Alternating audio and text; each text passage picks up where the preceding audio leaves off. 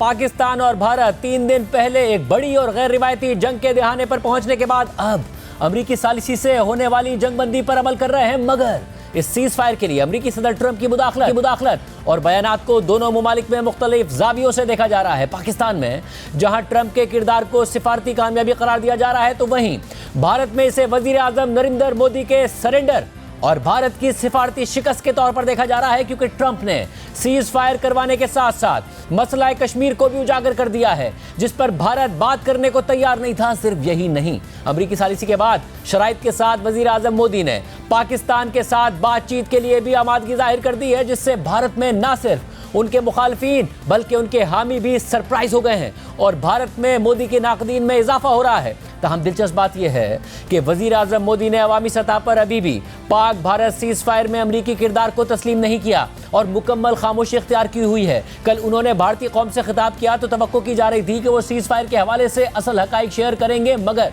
उन्होंने cease fire को एक और रंग दे दिया और यह कह दिया कि पाकिस्तान के डीजीएमओ ने सीज फायर का मुतालबा किया था, मगर कल वजीर दिफा ख्वाजा आसिफ ने हमारे प्रोग्राम में बता दिया कि पाकिस्तान की जवाबी कार्रवाई के बाद भारत ने सिर्फ अमेरिका ही नहीं बल्कि मजीद 5 मुमालिक के जरिए सीज फायर का पैगाम भिजवाया था। इस मामले पर खुद भारत में सवालात उठ रहे हैं, क्योंकि पाकिस्तान ही नहीं बल्कि खुद अमेरिकी सदर ट्रंप मुसलसल कह रहे हैं कि सीज फायर उन्होंने दबाव डालकर करवाया था और इस वक्त सदर ट्रंप सऊदी अरब में मौजूद हैं और अब से कुछ देर पहले उन्होंने एक दफा फिर सीज फायर में इस किरदार पर, अमेरिका के किरदार पर बात कर दी है। नरेंद्र मोदी जो बात कर रहे हैं, अमेरिकी सदर एक के बाद एक तकरीर में, एक के बाद एक खिताब में उसको मुस्तरद करके अपनी बात पर कायम नजर आ रहे हैं। और इस दफा तो उन्होंने क्रेडिट लिया, ट्रेड का जिक्र किया और साथ में जो सेक्रेटरी खारजा है मार्को रूबियो, उनको भी क्रेडिट दिया और कहा कि वो इससे भी आगे बढ़ें और एक डिनर की टेबल पर 2 मुमालिक को साथ बिठाएं। वहां पे क्राउन प्रिंस भी मौजूद थे सऊदी अरब में और वहां पर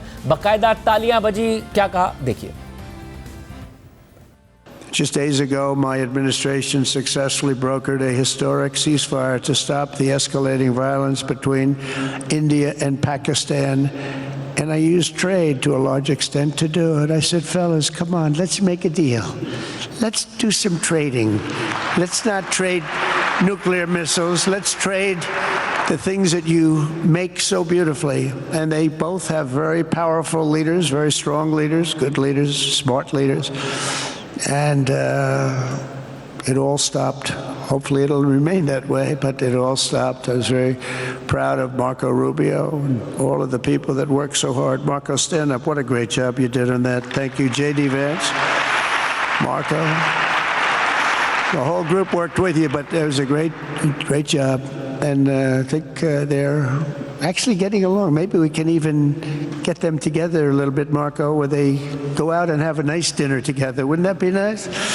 But we've come a long way, and it could be, millions of people could have died from that conflict that started off small and was getting bigger and bigger and bigger by the day. अमेरिकी सदर Trump मुसलसल ये बात कर रहे हैं, नरेंद्र मोदी के लिए शर्मिंदगी पैदा कर रहे हैं, जिसकी वजह से नरेंद्र मोदी पर इंडिया में तनकीद हो रही है कि वो अवाम को सच नहीं बता रहे हैं। और इस वक्त सदर ट्रंप सऊदी अरब में हैं। वो सऊदी अरब के बाद कतर और मुत्तहिदा अरब अमारात जाएंगे और अब अमेरिकी मीडिया रिपोर्ट कर रहा है कि सदर ट्रंप के इस दौरे में कोई बड़ा ऐलान मुतवक्के है और इसराइल इस सारी सूरत हाल को देखकर नर्वस है।